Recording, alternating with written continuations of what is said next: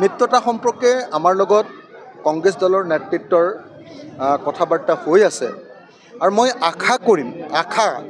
মোৰ আশা যে 31 জানুৱাৰী 2026 তাৰিখৰ ভিতৰত আমাৰ বিৰোধী দলবিলাকৰ মিত্ৰতা সমাপ্ত হওক।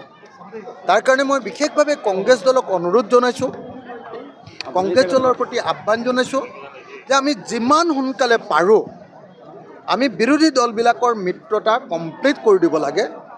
কোনে কোনটো বিধানসভা সমষ্টিত ইলেকশ্যন খেলিব এই সিদ্ধান্ত আমি গ্ৰহণ কৰিব লাগে আৰু এই সিদ্ধান্ত গ্ৰহণ কৰিবৰ কাৰণে মই কংগ্ৰেছ দলৰ সভাপতি আপোনাৰ গৌৰৱ গগৈ ডাঙৰীয়া আৰু কংগ্ৰেছ দলৰ এইবাৰৰ যিসকল নিৰ্বাচনৰ তত্ত্বাৱধায়ক আহিছে তেওঁলোকৰ স্থায়ী তত্ত্বাৱধায়ক জিতেন্দ্ৰ সিং ডাঙৰীয়া আৰু ৰাহুল গান্ধী ডাঙৰীয়াক মই আহ্বান জনাইছোঁ যে যিমান সোনকালে পাৰি সিমান সোনকালে আমাৰ এলায়েন্সৰ ছিটবিলাক বিতৰণ হৈ গ'লেহে আমি বিজেপিক পৰাভূত কৰাটো সহজ হ'ব। গতিকে অতি সোনকালে এলায়েন্সৰ ছিট বিতৰণ সমাপ্ত কৰিবৰ কাৰণে মই কংগ্ৰেছ দলক আহ্বান জনাইছোঁ। আমি কৈছোঁ যে সংখ্যালঘু এলেকাটো ৰাইজৰ দলক কেইটামান সমষ্টি দিব লাগে, কিন্তু কংগ্ৰেছে ভাবে যে নহয় সংখ্যালঘু এলেকাৰ সমষ্টিকেইটা তেওঁলোকৰ বাপুতি সাহোন।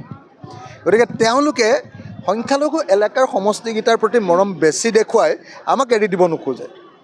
সেইকাৰণে মই মাজে মাজে কওঁ যদি কংগ্ৰেছে আমাক এটাও সংখ্যালঘু সমষ্টি এৰি নিদিয়ে তেতিয়াহ'লে সংখ্যালঘু এলেকাত আমি বন্ধুত্বমূলক ফ্ৰেণ্ডলি ইলেকশ্যন খেলোঁ আহক, কিন্তু সেইটো চৰ্ত সাপেক্ষে কওঁ আকৌ দেই। আমি মাত্ৰ সামান্য 2-4টা যেতিয়া সমষ্টি বিচাৰোঁ সেইটোতো যেতিয়া বিৰোধিতা কৰোঁতেহে আমি কওঁ যে তেতিয়াহ'লে আমি বন্ধুত্বপূৰ্ণ খেলোঁ আহক।